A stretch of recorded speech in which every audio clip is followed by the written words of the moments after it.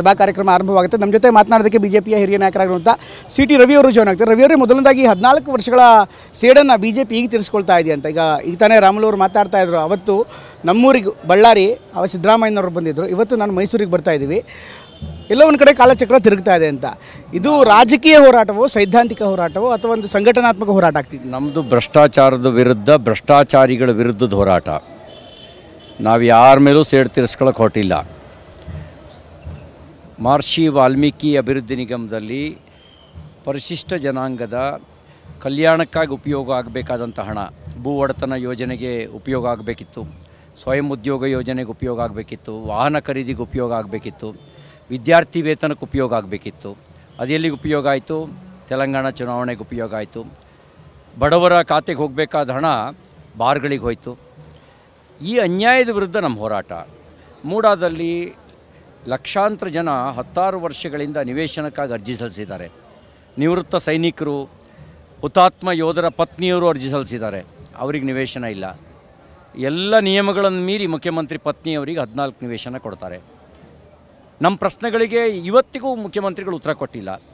ನಮ್ಮ ಪ್ರಶ್ನೆಗಳನ್ನು ಎದುರಿಸುವ ಧೈರ್ಯ ಇಲ್ಲದಲೇ ವಿಧಾನಸಭೆ ವಿಧಾನ ಪರಿಷತ್ನಿಂದ ಪಲಾಯನ ಮಾಡಿದ್ರು.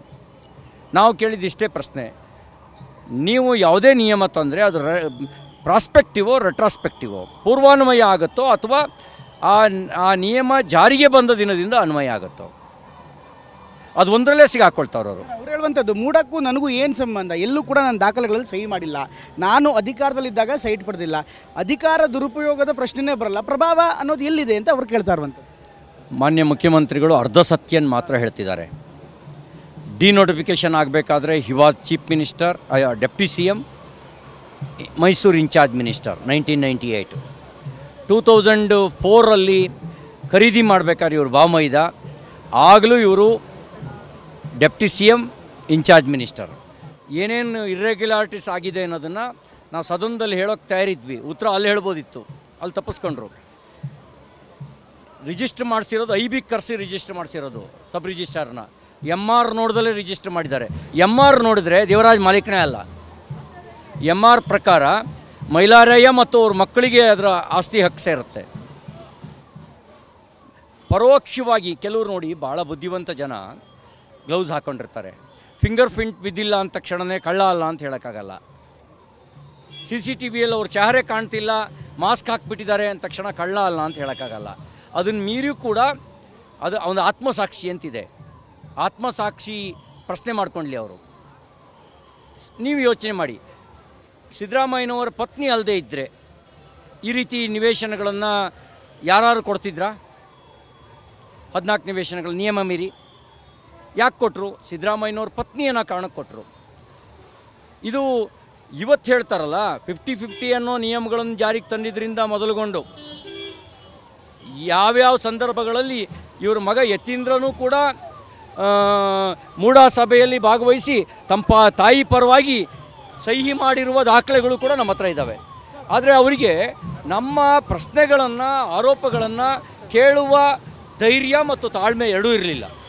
ಸಿದ್ದರಾಮಯ್ಯನವರು ಹೇಳ್ತಾ ಇರುವಂಥದ್ದು, ನನ್ನ ಚಾರಿತ್ರ್ಯಹರಣವನ್ನು ಮಾಡೋದು ಅಥವಾ ನನ್ನ ತೇಜೋವಧೆ ಮಾಡೋದು ಪ್ರಮುಖವಾಗಿ ನಾನೊಬ್ಬ ಹಿಂದುಳಿದವನು ಅನ್ನೋ ಒಂದು ಕಾರಣಕ್ಕೋಸ್ಕರ RSS ಮತ್ತು ಮನುವಾದಿಗಳು, BJPಗಳು ನನ್ನನ್ನು ಟಾರ್ಗೆಟ್ ಮಾಡಿದ್ದಾರೆ, ನನ್ನನ್ನು ಇಳಿಸೋದೇ ಮನುವಾದಿಗಳ ಕೆಲಸ ಅಂತ. ಈಗ ಹಿಂದುಳಿದ ವರ್ಗದವರಿಗೆ ಅಂದ ತಕ್ಷಣವೇ ಭ್ರಷ್ಟಾಚಾರಕ್ಕೆ ಲೈಸೆನ್ಸು ಅಂತ ಭಾವಿಸಿದಾರ? ಅವರು ರಾಜ್ಯದ ನಾಡಿನ ಮುಖ್ಯಮಂತ್ರಿಯೋ, ಅವರು ಸಂವಿಧಾನದ ಆಧಾರದಲ್ಲಿ ಪ್ರಮಾಣ ವಚನ ಸ್ವೀಕಾರ ಮಾಡಿದ್ದಾರೆ. ಹಿಂದುಳಿದ ವರ್ಗದವರಿಗೆ ಮಾತ್ರ ಮುಖ್ಯಮಂತ್ರಿ ಅಂತ ಪ್ರಮಾಣ ವಚನ ಸ್ವೀಕಾರ ಮಾಡಿದಾರಾ? ಯಾವುದೇ ರಾಗ ದ್ವೇಷ ಇಲ್ಲದೆ ಆಡಳಿತ ನಡೆಸ್ತೀನಿ ಅಂತೇಳಿ ಪ್ರಮಾಣ ವಚನ ಸ್ವೀಕಾರ ಮಾಡಿದಾರಾ? ಯಾವಾಗ ಒಬ್ಬ ಭ್ರಷ್ಟ ತನ್ನ ಭ್ರಷ್ಟಾಚಾರ ಮುಚ್ಚಾಕೊಳ್ಳೋಕ್ಕೆ ಎಲ್ಲರೂ ಮಾಡಿದ ಟ್ಯಾಕ್ಟಿಸ್ನೇ ಇವರು ಮಾಡ್ತಿದ್ದಾರೆ. Lalu Prasad Yadav also did same tactics. ಇವರೇನು ಮಾಡಿದ್ರಲ್ಲ ಅದೇ ಟ್ಯಾಕ್ಟಿಸ್ನ ಲಲ್ಲೂನು ಮಾಡಿದರು. ಆ ದನ ತಿನ್ನೋ ಮೇವನ್ನು ನುಂಗ್ಬಿಟ್ಟಿದ್ದ ಮನುಷ್ಯ. ಅವ್ರು ಮಾಡಿದ್ದು ಕೂಡ ಜಾತಿ ದುರ್ಬಳಕೆನೇ, ಇವ್ರು ಮಾಡ್ತಿರೋದು ಜಾತಿ ದುರ್ಬಳಕೆನೇ. ಆ ಜಾತಿ ದುರ್ಬಳಕೆಗೆ ಬೇರೆಯವ್ರನ್ನ ಟಾರ್ಗೆಟ್ ಮಾಡ್ತಿದ್ದಾರೆ. ನಿಮ್ಮ ಮೇಲೆ ಬಂದಿರೋ ಆರೋಪಕ್ಕೆ ಉತ್ತರ ಕೊಡಿ. How you are mister clean, you are mister corrupt. ನಿಮ್ಮ ಹಿಂದೂ ಲ್ಯಾಬ್ನ ಹಗರಣ ಏನು ಹೇಳುತ್ತೆ? ಅರ್ಕಾವತಿ ರೀಡು ಏನಂತ ಸೂಚಿಸುತ್ತೆ? ಯು ಆರ್ ಮಿಸ್ಟರ್ ಕ್ಲೀನ್ ಅಂತ ಸೂಚಿಸುತ್ತಾ? ಯು ಆರ್ ಮಿಸ್ಟರ್ ಕರಪ್ಟ್ ಅನ್ನೋದನ್ನು ತೋರಿಸುತ್ತೆ. ಅದೆಲ್ಲವೂ ಥ್ಯಾಂಕ್ ಯು, ಧನ್ಯವಾದ ನಮ್ಮ ಜೊತೆ ಮಾತಾಡೋದಕ್ಕೆ. ಇದಿಷ್ಟು ಸಿ ಟಿ ರವಿ ಅವರು ಹೇಳ್ತಾ ಇರುವಂಥ ಬಂತು. ಕ್ಯಾಮ್ರಾಮ್ಯಾನ್ ವಿನೋದ್ ಜೊತೆ ಪ್ರಮೋದ್, TV9 ಮೈಸೂರು.